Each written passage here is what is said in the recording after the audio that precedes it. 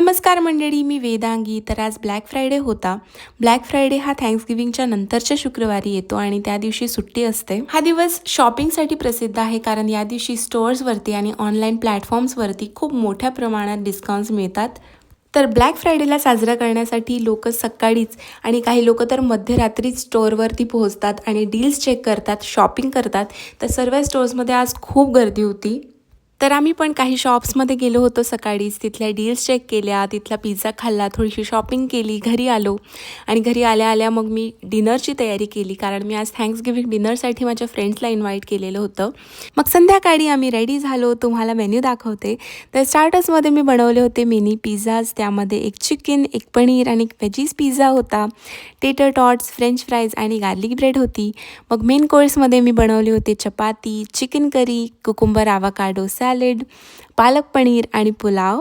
आणि डेझर्टसाठी मी बनवला होता ब्लूबेरी शॉर्ट केक.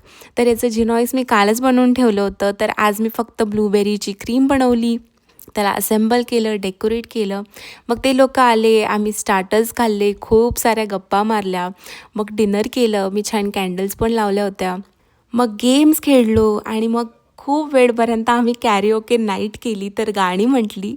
तर असा होता माझा दिवस. भेटूया उद्या. बाय.